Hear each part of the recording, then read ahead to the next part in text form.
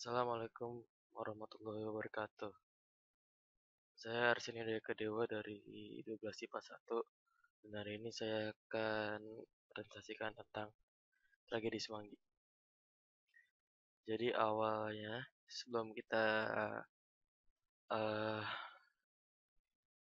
saya menjelaskan tentang tragedi Semanggi, sekarang saya akan menjelaskan pengertian HAM dulu.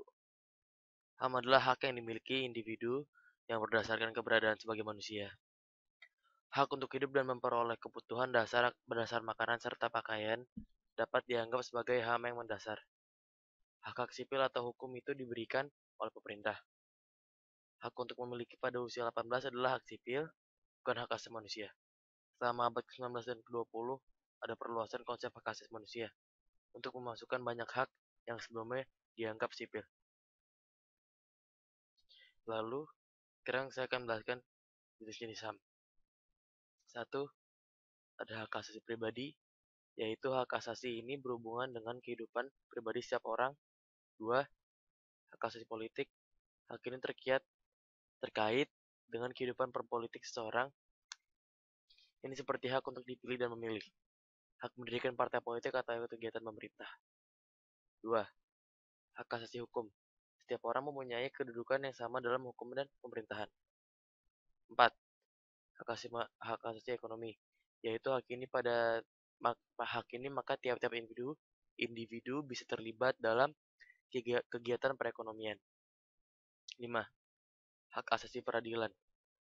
Hak ini bagaimana tiap individu mendapat perlakuan sama dalam tata cara pengadilan. 6. Dan terakhir, hak asasi sosial budaya. Hak ini terkait dengan kehidupan bermasyarakat. Bisa mendapatkan pengajaran atau pengembangan budaya yang sesuai dengan bakat dan minat. Lalu sekarang saya akan menjelaskan tentang tragedi Semanggi. Tragedi Semanggi menunjuk kepada dua kejadian protes masyarakat terhadap pelaksanaan dan agenda sidang istimewa MPR yang mengakibatkan tewasnya warga sipil. Kejadian pertama dikenal dengan tragedi Semanggi 1, yang terjadi pada tanggal 11 sampai 13 November 1998. Masa pemerintah transisi Indonesia yang menyebabkan tewasnya 17 warga sipil.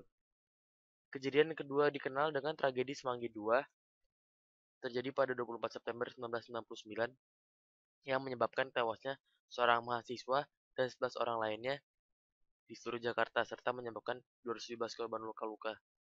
Jadi mereka waktu uh, dengan sidang istimewa MPR di depan pada demo. Jadi gara-gara uh, pada saat itu perlindungan tentara dan polisi bersikap keras kepada demonstran, akhirnya ada yang tewas. Jadi penyelesaian tragedi Semanggi ini adalah upaya penyelesaian dalam pelanggaran HAM.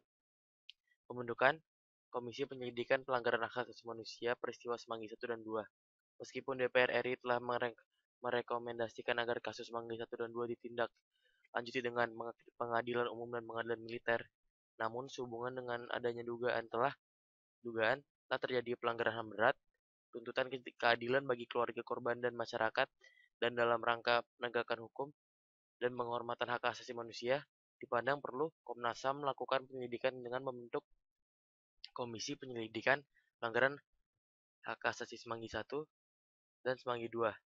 Maka dalam rapat paripurna Komnas HAM tanggal 5 Juni 2001, sepakati pembentukan Komisi Penyelidikan Pelanggaran HAM Hak Asasi Manusia peristiwa Semanggi 1 dan 2, yang selanjutnya dituangkan dalam SK nomor 34 Komnas HAM nomor 7 tahun 2001 tanggal 27 Agustus 2001.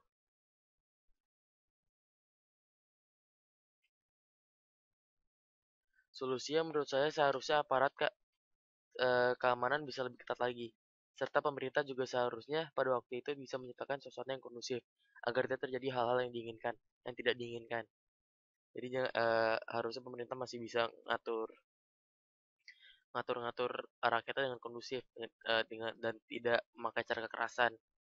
Kan kalau misalnya kita gini terus kan, siapa tahu di masa depan akan tragedi kayak gini akan terjadi lagi.